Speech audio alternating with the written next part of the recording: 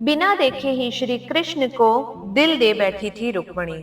और किस तरह हुआ दोनों का मिलन, आगे सुनिए। भगवान श्री कृष्ण और रुक्मणी के विवाह की कहानी भी अनूठी है। रुक्मणी बिना देखे ही श्री कृष्ण को चाहने लगी थी। जब उनका विवाह शिशुपाल से तय हुआ तो श्री कृष्ण ने रुक्मणी का हरण किया और उन्हें द्वारिका ले आए। द्वापर युग में भगवान श्री कृष्ण और राधा की प्रेम की कहानियां तो हम अक्सर सुनते आए हैं, मगर कृष्ण और राधा का कभी भी विवाह नहीं हुआ था।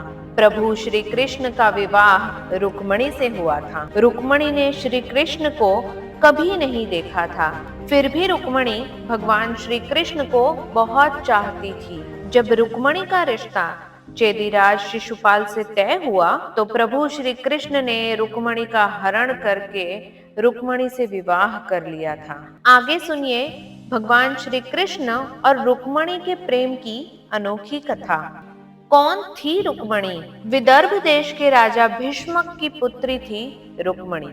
देखने में बहुत ही सुंदर, बुद्धिमान और स्वभाव की बहुत ही सरल कन्या थी रुक्मणी।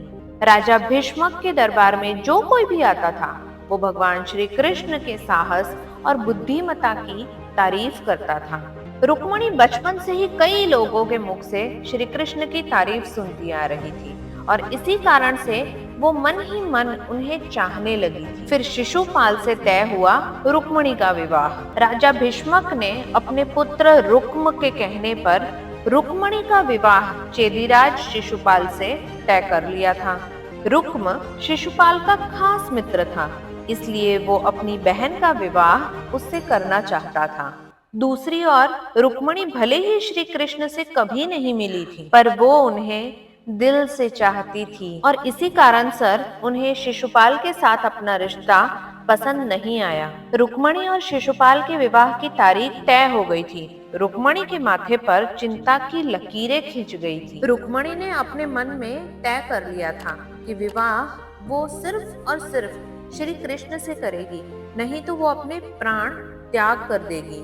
उन्होंने अपनी एक सखी को बोल के श्री कृष्ण को संदेश भिजवाया। उन्होंने संदेश में कहलवाया कि वो श्री कृष्ण से प्रेम करती है और उनका विवाह शिशुपाल से तय हो गया है और अगर उनका विवाह श्री कृष्ण से नहीं होगा तो वो अपने प्राणों को त्याग कर देगी।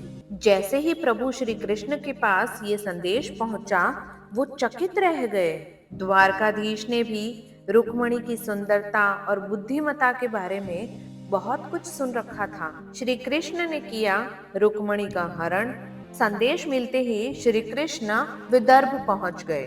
एक तरफ शिशुपाल विवाह के लिए द्वार पर आ पहुंचे थे और उसी वक्त श्री कृष्ण ने रुक्मणी का हरण कर लिया। और जब रुक्मणी के भाई रुक्म को पता चला तो वो अपने सैनिकों को लेके श्री कृष्ण के पीछे गए और फिर श्री कृष्ण और रुक्म के बीच में भयंकर युद्ध हुआ, जिसमें द्वारकाधीश विजयी हुए।